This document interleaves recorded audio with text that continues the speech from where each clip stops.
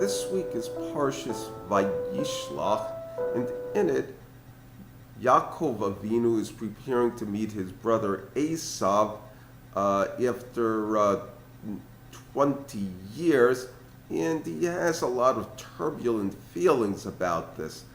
He sends his family and all his possessions across the Yabok River, but he remains alone by himself for that night.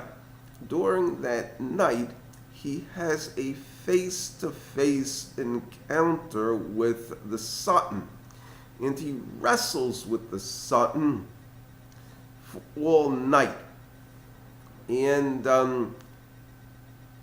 when the Satan sees that he cannot prevail against Yaakov, he punches him in the his inner thighs. He scores a punch there. He wants to go away, to go back before the dawn break, and Yaakov demands that he give him a bracha, and he gives him a bracha. What happens after that in the parsha, and not shortly after that chronologically, is basically three disasters involving feminine love that fall upon Yaakov. First, his daughter Dinah is raped. The last one is that his oldest son Reuven lays with one of his concubines, Bilhah, and by far the most tragic one is the death of his beloved wife Rachel. He worked 14 years effectively to get her hand in marriage. They were only married 14 years.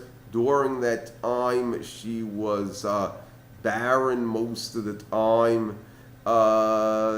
And then she dies in childbirth, giving birth to the only son, Benjamin, or Ben-Oni, that is born in the land of Israel.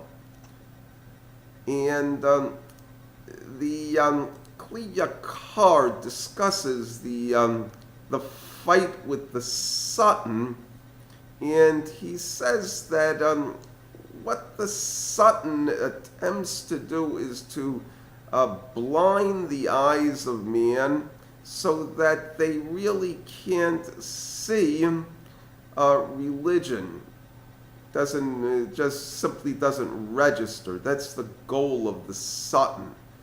And my Rabbi Eli Chaim discussed this parsha, and he said that the fight with the devil was about whether Yaakov really believed the Torah, and that the punch in his thigh, close to the organs of procreation,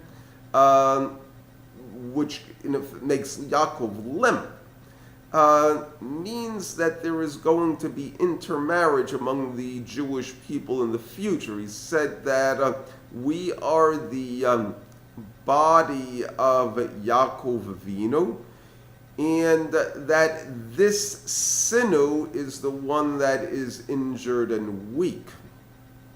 Okay.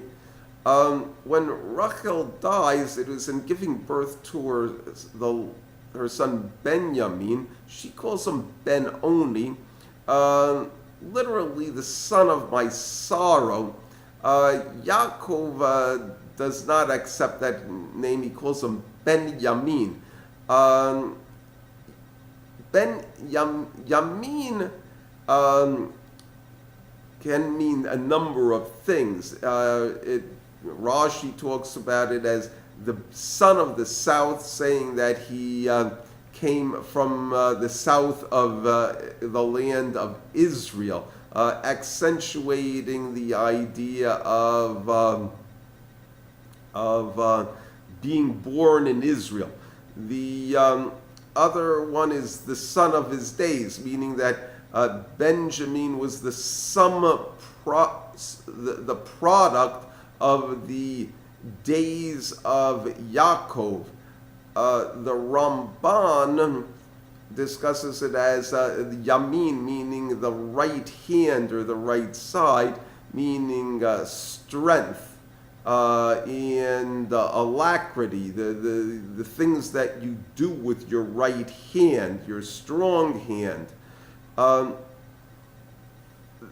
What you have also is the issue of ordeals involving love.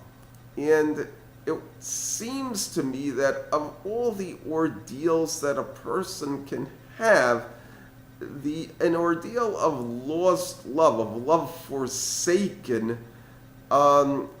is the one that is most likely to make a person rebel against religion. Something about that, perhaps it's the idea of the weakened sinner. It's different from poverty or illness, which tends to make a person turn towards religion. The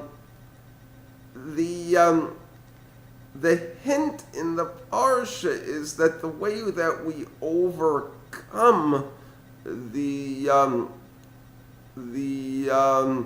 loss of love, loss of a loved one, is to focus on what we have accomplished in life. What is the sum product of our days, and the seed with that will eventually bloom in the future. The idea of Benjamin is that eventually the children of Israel will possess the land of Israel, and even though there will be many tragedies, which is the hint of the death of Rachel, that surround this objective, that ultimately there will be success, that they will be a nation of priests in the Holy Land.